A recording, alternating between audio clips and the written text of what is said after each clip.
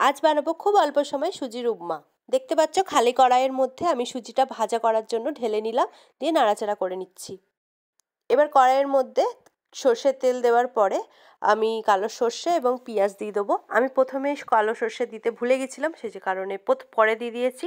তো সর্ষেটা ভালো করে ভাজা ভাজা হয়ে এলে তবেই পেঁয়াজটা একটু হালকা ব্রাউন কালার করে নেবে, না হলে না সর্ষের গন্ধটা ঠিক আসবে না, আর উপমাটাও খেতে ঠিক ভালো লাগবে না। দেখতে পাচ্ছ এবার ব্রাউন কালার হয়ে গেছে পেঁয়াজ ভাজা ভাজা।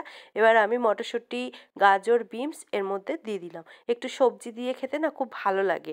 আলু কিন্তু আমি দিইনি, কারণ আলুটা আমাদের ঠিক ভালো লাগে না সবার, সে কারণে তোমরা চাইলে দিতে পারো। এবার তাড়াতাড়ি বয়েল হওয়ার জন্য আমি একটু লবণ দিয়ে দিলাম। লবণটা দেওয়ার পরে নাড়াচাড়া করে আমি এবার আমি ঢাকা দিয়ে দেবো, যাতে ভেতরে ভেতরে সবজিটা একটু ভালো করে বয়েল হয়ে যায়। এবার ঢাকাটা খুলে দেখলাম সবজিটা মোটামুটি 60% বয়েল হয়ে গেছে। এবার আমি সুজিটা ঢেলে নেবো, কারণ সুজিটা একটু তেলের মধ্যে হালকা করে ফ্রাই করে নেবো। প্রথমে তো খালি কড়াই করেছিলাম, এবার একটু তেলেতে ফ্রাই করলে না খুব সুন্দর লাগে। তো না একটু নাড়াচাড়া করার পর আমি কালার হওয়ার জন্য অল্প হলুদ দিয়ে দিলাম। দেখো আবারও একটু নাড়াচাড়া করে এবার আমি নর্মাল জল দিয়ে দেবো, কারণ এবার জল দিলে সুজিটা এবং সবজিগুলো একটু বয়েল হবে ভালো করে।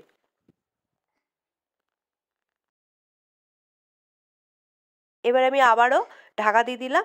এবার সিদ্ধ হতে থাক। আমি একদম পরে ঢাকা খুলে স্বাদ মতো নুন দিয়ে দিলাম, চিনিও দিয়ে দিলাম। তোমরা তোমাদের স্বাদ মতো এটা দিতে পারো। আবারও একটু নাড়াচাড়া করে আমি ঢাকা দিয়ে দিলাম।